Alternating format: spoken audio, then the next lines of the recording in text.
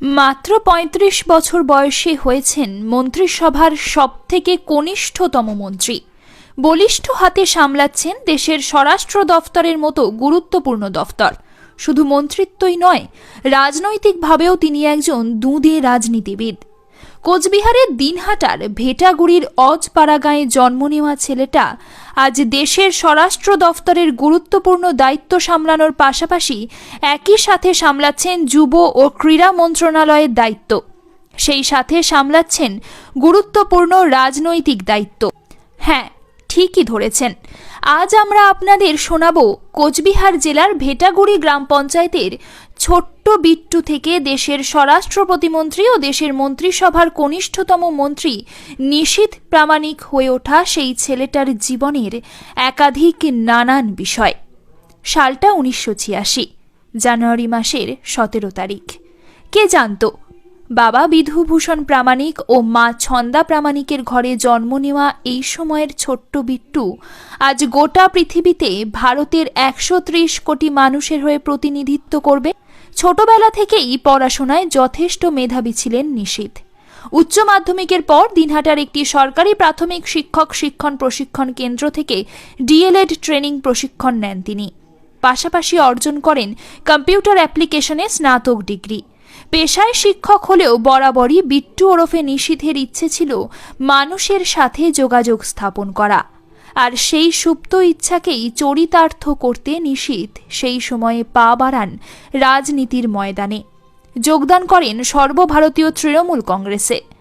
রাজনীতিতে যোগ দিয়েই নিজের অসামান্য রাজনৈতিক দক্ষতা এবং কার্যকলাপের ভিত্তিতে ক্রমে ক্রমে জেলা থেকে রাজ্যে তৃণমূল কংগ্রেস নেতৃত্বদের অত্যন্ত কাছে চলে আসেন নিশীথ। তৃণমূল কংগ্রেসে থাকাকালীন সামলেছেন যুব তৃণমূল কংগ্রেসের জেলার থেকে শুরু করে বিভিন্ন গুরুত্বপূর্ণ দায়িত্ব। তারপরই আসে 2018 সাল।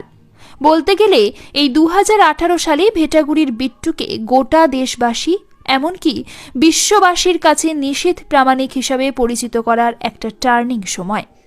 তৃণমূল কংগ্রেসের সঙ্গে মতান্তরের কারণে 2018 সালের মার্চ মাসে তিনি যোগদান করেন ভারতীয় জনতা পার্টিতে এবং 2019-এর লোকসভা নির্বাচনে ভারতীয় জনতা পার্টির টিকিটে বিপুল ভোটে নির্বাচিত হন কোচবিহারের সাংসদ হিসাবে। না, তারপর আর রাজনৈতিকভাবে ফিরে তাকাতে হয়নি তাকে। 2021-এর জুলাই দ্বিতীয় মোদী সরকারের মন্ত্রী পরিষদে পাকাপাকিভাবে জায়গা করে নেন তিনি। দায়িত্ব পান মন্ত্রিসভার সবথেকে গুরুত্বপূর্ণ স্বরাষ্ট্র দফতরের। শুধু স্বরাষ্ট্র দফতরের প্রতিমন্ত্রী হিসাবেই নন, অমিত শাহের এই ডেপুটির উপর প্রধানমন্ত্রী নরেন্দ্র মোদী ভরসা করে অর্পণ করেন কেন্দ্রীয় যুব ও ক্রীড়া মন্ত্রণালয়ের প্রতিমন্ত্রীর দায়িত্ব। আর সেদিন থেকেই অজপাড়া গাঁয়ের ভেটাগুড়ির বিট্টু ওরফে নিশীথ প্রামাণিক একদিকে যেমন কোচবিহারের হয়ে দিল্লি সংসদ ভবনের প্রতিনিধিত্ব করেন, ঠিক অপরদিকে গোটা বিশ্ববাসীর কাছে ভারতের স্বরাষ্ট্র প্রতিমন্ত্রী হয়েও প্রতিনিধিত্ব করেছেন।